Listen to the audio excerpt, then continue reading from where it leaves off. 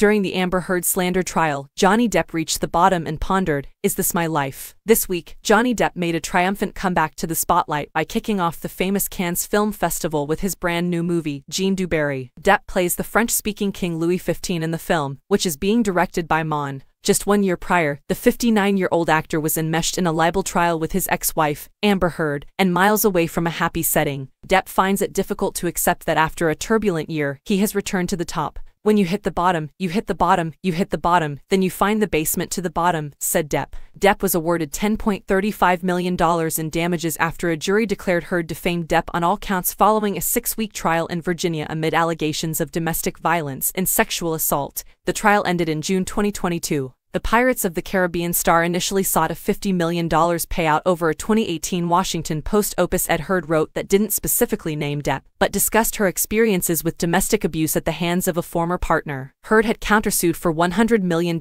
in damages. Depp thought about previous Hollywood scandals as he attempted to summarize his own never boring but unpleasant, curious years. Escapades, rumors, accusations, Depp said. "I read far too much about Fatty Arbuckle, but I didn't see any Keaton coming my way to save my A." Less than 1 month after the ruling, Heard filed a notice of appeal to overturn the verdict. "We believe the court made errors that prevented a just and fair verdict consistent with the First Amendment. We are therefore appealing the verdict," Heard's spokesperson said in a statement at the time. In December, the former couple reached a settlement that included a $1 million payment from Heard to Depp and finalized all financial claims. "We are pleased to formally close the door on this painful chapter for Mr. Depp, who made clear throughout this process that his priority was about bringing the truth to light," Depp's lawyers, Benjamin Chu and Camille Vasquez, said in a statement. Depp thought of one particular Hollywood star who might have gone sideways following such a challenge and was proud of himself for persevering through a trying moment. Depp stated of Brando, "I don't think Marlon would have survived. I don't believe he was even close to experiencing something like this. He would have gone haywire if he had been around to see it happen. He was going to murder someone. I did observe that people actually opened their mouths about it," Depp said in response to the question of whether he had any reservations about the followers he gained.